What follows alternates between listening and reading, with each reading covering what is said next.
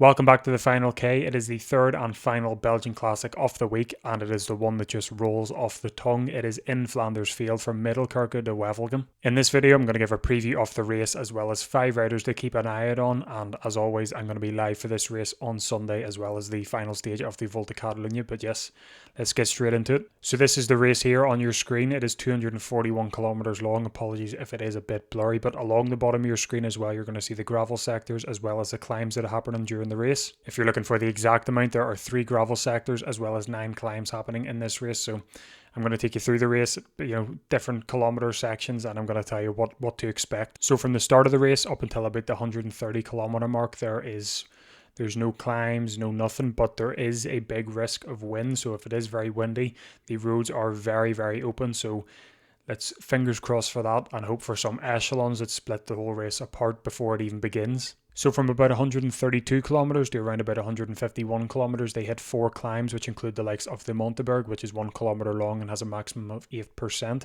And then they also hit the Kemmelberg, which is 700 meters long and has a maximum of 20%. So from the 162nd kilometer, they hit 3 gravel sectors back to back to back. It is Hill 63, Christmas Truce, and the Catacombs. These gravel sectors range from about 1 kilometer to near 2.5, and altogether they make up about 5.2 kilometers in total. From the 181st kilometer to the 205th kilometer, they hit pretty much the main part of the race where they hit the final 5 climbs. These 5 climbs consist of the 4 ones they did earlier, but this time they hit the Kemmelberg twice. The first time they hit the steeper side, which has maximums of 23%, and then the last time they hit it, which is the last climb of the day, they hit the normal side, which is 20%. After that, from 205 kilometers onward, it is just pretty much flat to the finish. There is a slight hill, maybe 220 kilometers. It's uncategorized. It isn't really mentioned, but it is a slight blip in the route, so that could maybe cause some problems. But apart from that, it is flat to the finish. The last 5 winners we have seen at this race, we've seen Mads Pedersen win it in 2025 as well as 2024. We've seen Christophe Laporte win it in 2023. We've seen Biniam Girmay win it in 2022, and Wout van Aert wins it in 2021. So Pedersen with a back-to-back win and a possible hat-trick here going into this.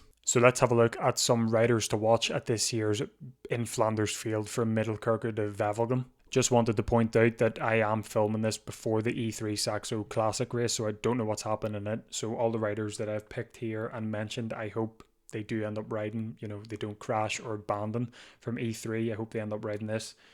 So yeah, I just thought I would let you know that I haven't seen E3, don't know what happens. I hope it is a good race, but anyway, back to this. As you can see, Mads Pedersen, the defending champion, and like I said, he won it last year and he won it in 2024, so a possible hat-trick. I don't know how he did in E3, but if you watch my E3 preview about Milan San Remo, go and watch it. I discussed Mads Pedersen there, but fingers crossed he's all good in E3 and he's able to defend his champion here at in Flanders field from Middelkerke to Wevelgem. So the first rider on the list is Davide Ballerini. Now you're probably wondering, why do you have him on this list? But I've got my reasons. He got 6th at this race last year, so there's a top 10. And also I had to point out that he rode the Ronde van Bruges, and he actually looked pretty good in it. I wasn't looking out for him, but I did see him. He did a few attacks and they didn't go anywhere or anything, but he did attack a few times. He did look pretty strong. So was that him maybe testing the legs to see if they're all good for Sunday for another potential attack? I would like to see him potentially get another top 10 for Astana. He is a good rider, and he's proved he can do a top 10 here before, so it is definitely on the cards after that Ronde van Bruges performance. The next person on the list is someone that I've been singing his praises all season. He's been absolutely unreal this season. It is Tobias Lund Andersen. Now, like I said, I've already spoke about him before, so you're probably sick of me speaking about him, but I will just go over it again. He won a stage at the Tour Down Under. He got quite a couple of podiums as well. He took the points jersey. He won the Cadel Evans Great Ocean Road Race. He got 2 top 10s at both Omloop and Kuurne-Brussel-Kuurne, and he also just recently won the stage in the Tirreno Adriatico against top sprinters. He also recently came 13th there in the Milan San Remo. He was meant to ride the Ronde van Bruges, but they took him out of it and they've put him into this one, so it is actually quite exciting to see how he does at this race. But apart from that, and apart from him doing well, the Decathlon CMA CGM, and another name that rolls off the tongue, but they have actually been doing pretty well this season, especially in the one-day races. They were good in controlling at Omloop, and then at Kuurne Brussels Kuurne, they were all right. They took their eye up, but they were good. They were very good, to be honest, until the final 5K, where they took their eye off the ball when someone attacked, and then they sort of fell out of it, and then they ended up getting 7th, I think it was. But to this race, they bring a very strong team. They bring the likes of Kes Ball, Bissiger, Oliver Nassen, and then they also bring Dan Hula, who comes back from injury. I think he broke his...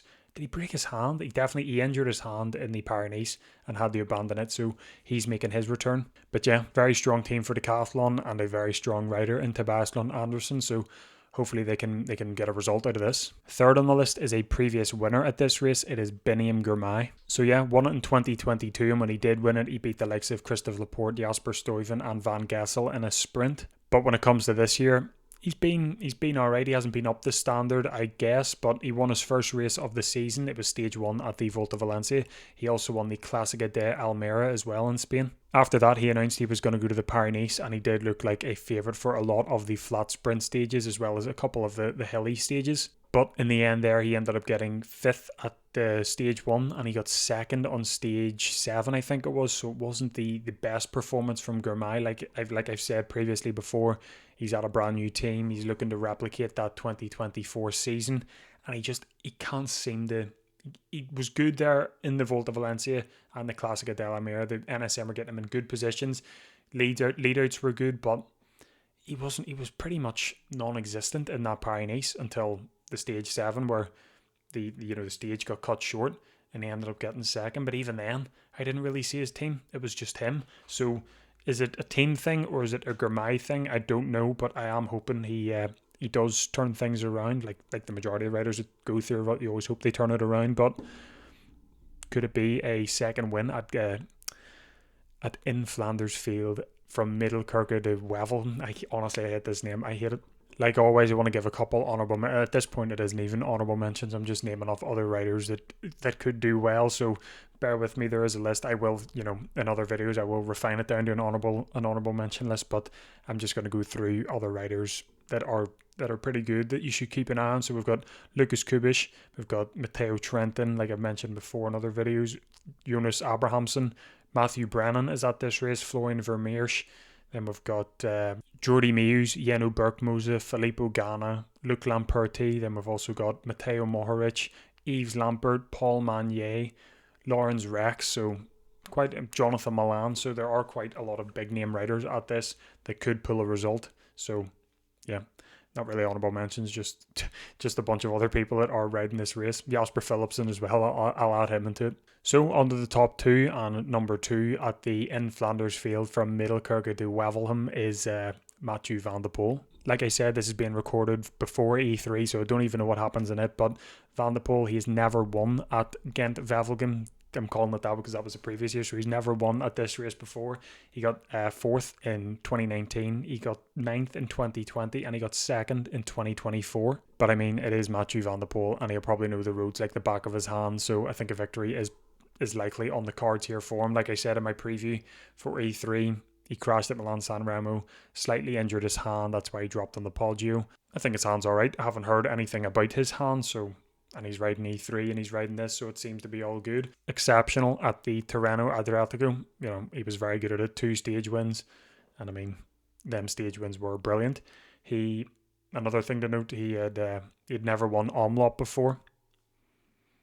But I mean, it was his debut at Omloop, but he had never won it before, and we seen how that turned out. So, and like I said, he is in exceptional form. So, are we potentially looking at a win here at in Flanders Field from Middelkerke to Wevelgem? Honestly, I need to stop saying it. And then the last rider on this list, and my number 1 rider to watch at this year's in Flanders Field from Middelkerke to Wevelgem, it is Wout van Aert. So if you don't know, Wout van Aert crashed at the start of the season in cyclocross and broke his ankle. It was pretty much like Mads Pedersen. Everyone went nuts. Oh no, he's out. The start of his season's over. So he was meant to make his return at opening weekend at Omloop Nieuwsblad, and he ended up getting ill. Shocker. His luck continues to follow him. Then he made it back for the next week at Samen, and he ended up getting a puncture. So it gets even better. He did surprise a lot of people as he did get top 10 at Strade Bianche, which I was very, very happy to see. He then rode the Tirreno Adriatico, which he actually looked pretty strong in. He had a few good attacks in it. He got a top 5 in one of the stages, and he also looked a very strong teammate for Jorgensen. I think it was stage 2 when Mathieu van der Poel won the gravel climb stage. You know, Wout van Aert wasn't really in a good position to begin with, but Jorgensen made it up the front. He ended up crashing. Wout van Aert caught back up to him and then was able to drag him, you know, close enough and keep a good distance from the winners of that race. So he put in a good shift in that one. And then we move on to the Milan San Remo, which he went to. He says, I'm going there to win, and lo and behold, he ends up crashing. He crashes in the same crash that Pogačar went down in. We've seen Pogačar get back onto the peloton. We didn't see what happened with Van Aert. We didn't see him at all on camera again until 2 kilometers to go, where he attacks out the back of the peloton from the bottom of the descent at the Poggio, and he ends up getting 3rd place. He got a podium at Milan San Remo after that. Like I think I said in another video, I would love to have seen what would have happened if Wout van Aert was at the front of that peloton when Pogačar attacked to begin with. Would love to see how that turned out, but 3rd at Milan San Remo, that is brilliant. So Wout van Aert was meant to ride E3. He was meant to ride E3 there, but because of that podium at the Milan San Remo, he decided to not ride it. He is now riding in Flanders Field from Middelkerke to Wevelgem. So yeah, he's confident in himself. He looked brilliant at the Milan San Remo even after his crash, so he is definitely one to watch at this year's race. So yeah, let me know who you are watching at this year's in Flanders Field from Middelkerke to Wevelgem. Yes, let me know who you're watching. Let me know who you think is going to win it. I will have my prediction obviously the night before it does happen, so keep an eye out for that. I appreciate all the support on the recent videos and the recent live streams. It has been brilliant, so I just wanted to thank you. But yeah, that is the end of the video. Don't forget, I am live for this race. I'm also live to the end of the week for the Volta Catalunya. I just thought I would add that in there, but I'm live for this. Don't forget to subscribe. 164 at the moment is brilliant. Don't forget to subscribe. Don't forget to like the video, and thanks for watching the Final K. All the best.